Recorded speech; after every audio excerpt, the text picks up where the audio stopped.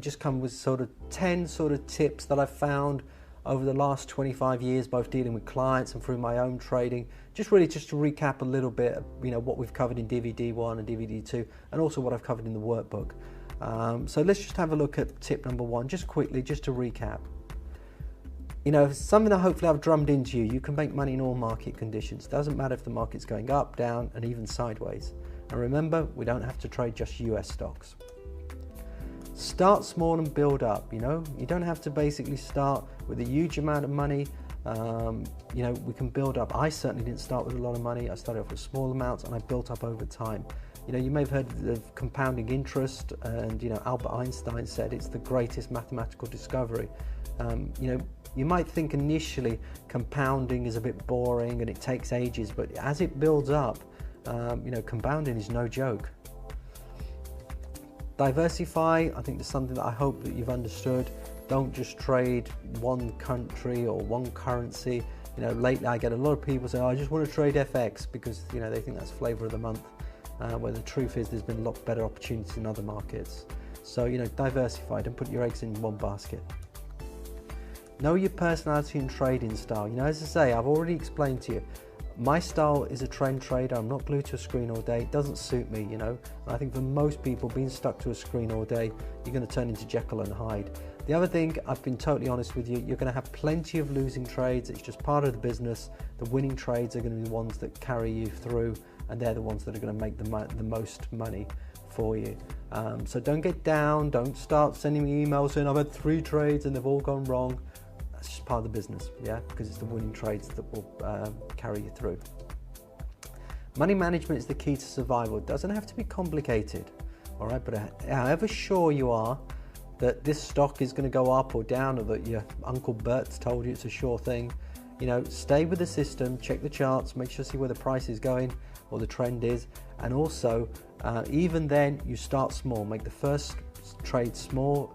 If you do well from that, by all means, you can always add to it. But however sure you are, don't put all your money on one trade. It's amazing now how many people put all their life savings with Bernie Madoff. Now, even if Madoff turned out to be a genius and it was the best fund ever, where's your money management? You put all your money in with one guy? That's crazy, So even now, I still see people, they put too much money in one bank or put too much money with one advisor. However good or however sure you are of any market, literally, spread your risk. That's just basic common sense. Anyway, back to presentation. Cut your losses, let your winners run. There's one thing I've explained to you. You really, it's down to psychology. Many people say, it's about the systems, it's about the mechanics. The truth is 80% of this business is psychology, only 20% is the mechanics.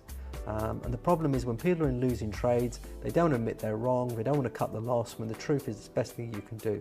But as I say, I've shown you how we can do that mechanically and how we can make it easier. I'm not saying it's easy, but it makes it easier. Treat trading as a business. A lot of people come into this for a bit of fun, they want to go to the golf course and say that they're making money, or I'm trading commodities or whatever. You listen, we're not here for egos, we're not here basically to brag. What we're here for is to make money. It's a never-ending process. Many of you, the professionals, your doctors, your dentists, your lawyers, you didn't just go to school or college or university 20 years ago and you haven't learned anything since. You're learning consistently in this business. I'm 25 years in and I'm still learning every day. But treat it as a business, and as I say, it's not basically just for a bit of fun. Don't get carried away about technology. Technology's done some great things. It's brought down the cost of dealing. It's allowed us, like I showed you in ShareScope, to go through thousands of shares in seconds. But be careful about being over-reliant on software. Be careful about business channels, and be careful about all these apps that are starting to come out now as well. The crowd and media is wrong. Sometimes the best times to buy is when it's just so bearish, where the market is just terrified. So be aware of that. At the same time, when you see headlines and everyone's talking about something, you've got the front cover of Business Week or Bloomberg Money, just be wary, because normally those guys are very good at calling tops of markets. If you get in the back of the cab and someone's talking to you about soybeans or what have you, you might just want to be careful. And finally, don't feel you have to trade all the time.